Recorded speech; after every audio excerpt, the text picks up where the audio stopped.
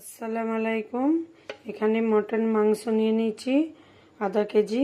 তো এই মাংসটাকে ছোট ছোট টুকরো করে নিয়েছি। এখানে মিক্সচার জারে নিয়ে নিয়েছি, এটা পিষে নেব। এখানে দেখুন সব মাংসটাই পিষে নিয়েছি। এর উপরে সব মশলাপাতি দেব দেখুন। তো এখানে পেঁয়াজ নিয়ে নিয়েছি 4টে। এখানে গোটা জিরে, গোলমরিচ, কাঁচা লঙ্কা, এলাচ, লং, ডালচিনি, এইগুলো সব আমি এই মিক্সচার জারে দিয়ে পিষে নেব। তো এখানে অল্প করে আমি পানি দিয়ে দিচ্ছি পিষার সময়, বেশি পানি দিলে হবে না, পাতলা হয়ে যাবে। তো এখানে আদা রসুন একসাথে মিক্স করা বাটা দিয়ে দিচ্ছি 1 চামচ ভর্তি ভর্তি। এখানে সরষের তেল দিয়ে দিচ্ছি বেশ খানিকটা। তো এখানে যেগুলো পিষেছি সেইগুলো দিয়ে দিচ্ছি মাংসে।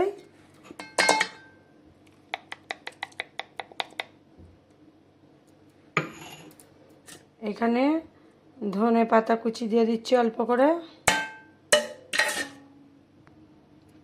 তো এখানে নুন দিয়ে দিচ্ছি 1/2 চামচ। এখানে জিরে গুঁড়ো দিয়ে দিচ্ছি, ঝাল লঙ্কা গুঁড়ো দিয়ে দিচ্ছি, ধনে গুঁড়ো দিয়ে দিচ্ছি অল্প করে। এখানে হলুদ গুঁড়ো দিয়ে দিচ্ছি।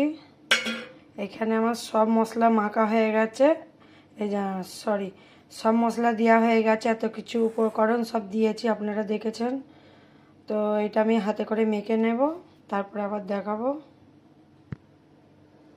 এখানে দেখছেন এটা আমি পুরো সব মেখে নিয়েছি।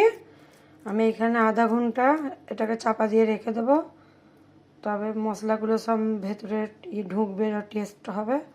তো আমি এখন রাখি, ভাজার সময় আবার দেখাবো। এই যে দেখুন কোপ্তাটা আধ ঘন্টা হয়ে গেছে মাখানো। তো আমি এখন লাড্ডু করছি। এখানে লাড্ডু হচ্ছে রাখা। এখানে তেল গরম হচ্ছে, তেলে ছাড়বো। তো আপনাদের ঘরে বলছি একটা কথা, যে কড়াটা আমার কালো, কিছু মনে করবেন না। জিনিস তো আমার ভালো হয় রান্না, কড়াটা বাদ দেবো কেন, তাই না? তো এমনি কথাতেই আছে কালোর মন ভালো, সেরকম আমার কড়াটাও তো কালো। তো কী হয়েছে, অনেক দিনের কড়া, তো রান্না বান্না ভালোই হয়। তেল গরম হয়ে গেছে, গ্যাসটা আস্তে করে দিয়েছি। এখানে কুর্তাগুলো ছেড়ে দিচ্ছি তেল। এই তো এখানে এক এক করে সব কুর্তাগুলো দিয়ে দিয়েছি। দেখুন কত সুন্দর টকবক টকবক করে ফুটছে। এখন এইগুলো ভাজবো। কেমন হয়েছে সব কমেন্ট করে বলবেন, সাবস্ক্রাইব করে দেবেন ভুলবেন না। এই যে দেখুন কুর্তাগুলো ভাজা হয়ে গেছে, কত সুন্দর কালার হয়েছে। এই কুর্তাগুলো আমি তুলে নেব। আর কুর্তা সবসময় গরম গরম খেতে হয়, তবে টেস্ট বেশি পাওয়া যায়। এখানে ঝিঁদুলের ডালও বানিয়েছি।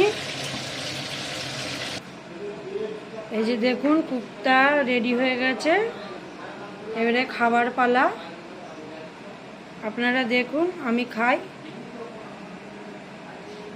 সাবস্ক্রাইব লাইক কমেন্ট করে দেবেন, আপনাদের ঘরেও খাওয়াবো।